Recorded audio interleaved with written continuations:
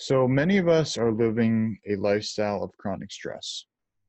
We wake up to an alarm, probably a little tired when we wake up.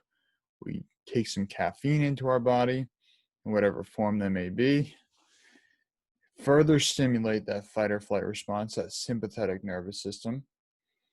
We rush in the morning to get in our car, to drive to work, get in traffic, stressing out, get to our job, sit for many hours a day, maybe take a lunch break, maybe eat at our desk. Maybe that food we're eating at our lunch is something fast and convenient, not the most healthy.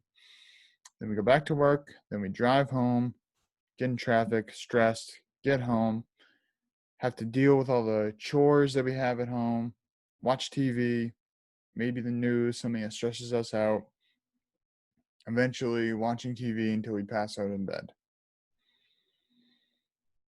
And then wake up and do it all over again. So what I just described there is what many people's lifestyles look like for the average American nowadays. And so, as you can see by that cycle, there's a lot of stress involved. Our cortisol is pumping, our adrenaline is pumping to keep us going. So what we're looking at here is someone who is sympathetically dominated. So we have our two pieces of the nervous system. The sympathetic nervous system, which is the fight or flight, releasing stress hormones. And then we have the parasympathetic nervous system, which is the rest and digest, the relaxation period. So the sympathetic nervous system historically is one of the most incredible feats of strength that humans have to survive. It allows us to pump blood to our extremities, gets us prepared for battle, charges us up, filled with adrenaline, filled with stress hormones. We can fight a lion, fight a tiger, run from an enemy, whatever we need to do, fight or flight, or freeze in some cases as well. So that is a great adaptation for survival.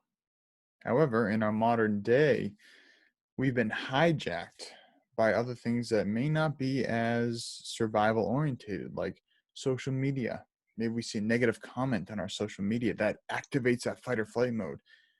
Maybe the lion that's threatening us is no longer a lion that's threatening our life, but it's our boss or our coworker or the car in front of us while we're driving or the television station or our spouse or our kid or our friend or whoever. Something that's not really threatening our life, but is activating those same parts of the brain. So being aware of that, now let's go to the other side of the spectrum. The parasympathetic nervous system, the rest and digest. This is where we want to spend most of our time, is in this parasympathetic mode. A place where we're grounded, where we're able to digest our food, where we're able to rest and recover, reduce stress. So what are some parasympathetic activities? Maybe meditating, maybe walking, maybe cooking, eating. Could be a variety of things. It can really be anything that you are doing without the stress. By shifting our mindset, we're shifting our body's chemical reaction to that stress. And so simply by choosing how we respond to a stimuli can fundamentally change the entire way that we go about our life. So between a stimulus and our response is a little space. And that's where we get to choose how we respond. Our boss yells at us. Do we freeze? Do we fight? Do we flee? Sympathetic. Do we take a deep breath, recognize that this is not a life or death situation? And do we respond from a place that is grounded, maybe saying, could you please elaborate on why you feel that I did X, Y, and Z, or why X, Y, and Z would be better?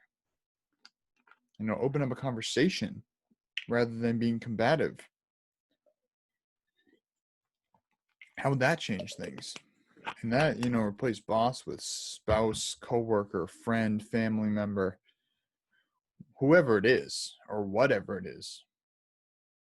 Replace, that knee-jerk reaction, that feeling when we see something on the news that we don't like, to, that's a story. I wonder what the other side of the story is. Changing our perspective. Not being so reactive, but being more mindful of that space that allows us to react to that stimulus. There's a lot of money in a sick care system. There's a lot of money to be made for those of us who are living a very stressed, reactive lifestyle. So, as you see on the news, generally they're focusing on the worst case scenario. When we're watching drama shows or TV shows that are, focusing on the extremes, the best of the best, the worst of the worst. We're not watching TV shows of, an average person. On social media, we're usually shown the best part of someone's life. We see someone with a sports car, the best sports car we could ever imagine. We get this feeling of lack, this stressful response of, I don't have the money, I'm in scarcity, I don't have the ability to do that. But little do we know that that person just rented that car for the day so they can make that post. Or they found a car in Hollywood and took a picture with it.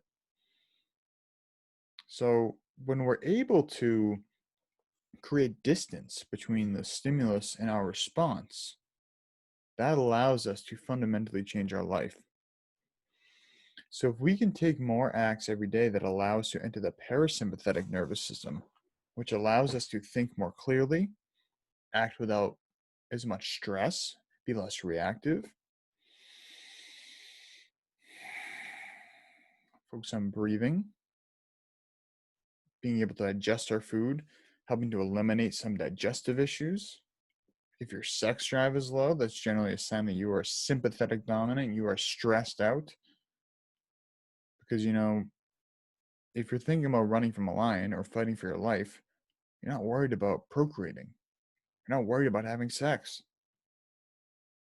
So your body shuts that part of your body down, shuts down your digestive system, shuts down the reproductive system.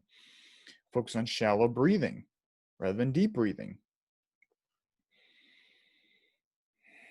So my invitation to you, be very aware of the instances that trigger you and focus on implementing more opportunities to practice being in a state of parasympathetic nervous system.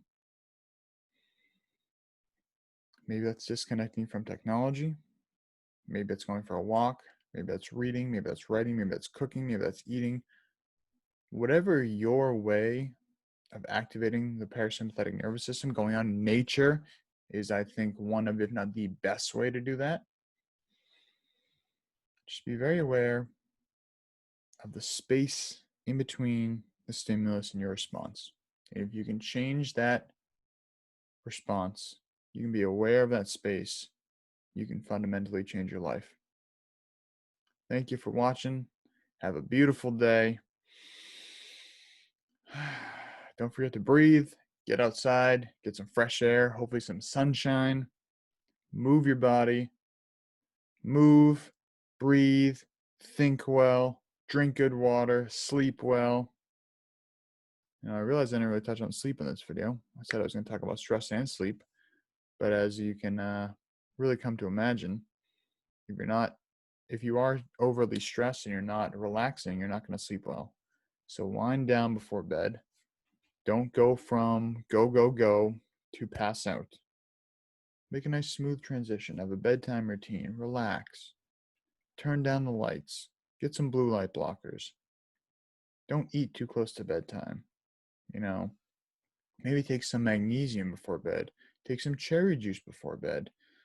Have some mineral water before bed, but not too much. You don't have to pee. but basically setting yourself up to lower stress, to sleep well, to sleep deeply, and wake up refreshed with a new perspective every day where we're unreactive. Thanks for watching.